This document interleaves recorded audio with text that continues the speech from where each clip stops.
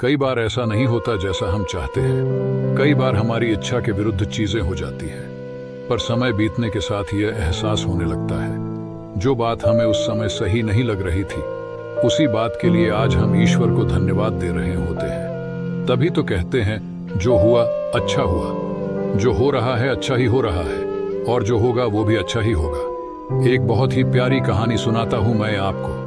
एक राजा का विशाल फलों का बगीचा था। उसमें तरह तरह के फल लगे हुए थे और उस बगीचे का देखभाल एक किसान और उसके परिवार देखभाल किया करते थे। किसान उस बगीचे से तैयार और मीठे फल रोज राजा के लिए ले जाता। एक दिन किसान बगीचे में आके देखा कि नारियल, अमरूद, सेब, बेर सब कुछ पके हुए थे। किसान सोचने लगा कि आज कौन कौन फल राजा के लिए लेके जाऊं। न जाने उसके मन में आया, उसने अंगूर की टोकरी भरी और उसने राजा के महल के तरफ चल दिया। वो रास्ते भर सोचते जा रहा था। केवल अंगूर लिए 2-4 अमरूद, सेब और केला भी डाल लिया होता।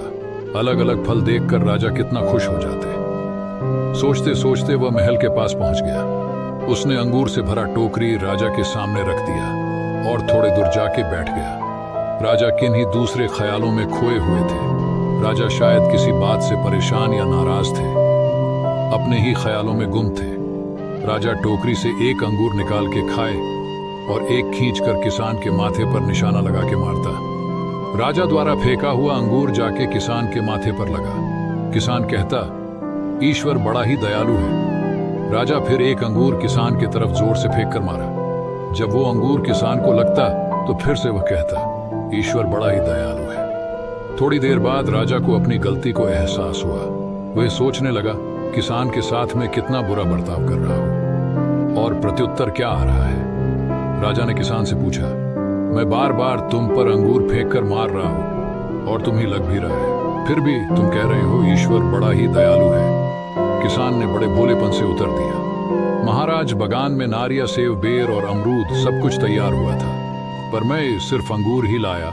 मैं सारे फल भी ला सकता था, पर ईश्वर की कृपा से ही मुझे यह ख्याल आया कि मुझे आज अंगूर ही ले जाना चाहिए। मैं ईश्वर का धन्यवाद देता हूँ, क्योंकि अगर मैं दूसरा फल लाता और इसी तरह आप मुझे जोर जोर से मारते तो मेरा क्या हाल होता। सच में महाराज, ईश्वर बड़ा ही दयालु है। दोस्तों, यदि जीवन में किसी भी मोड़ पर सही या गलत आपके हिसाब से ना हो तो धैर्य रखना, क्योंकि समय अपना राज समय आने के साथ ही खोलता है और उस समय हमारे मुंह से यही निकलता है कि जो हुआ अच्छा ही हुआ। तो फिर मिलेंगे दोस्तों अगले वीडियो के साथ। तब तक के लिए धन्यवाद।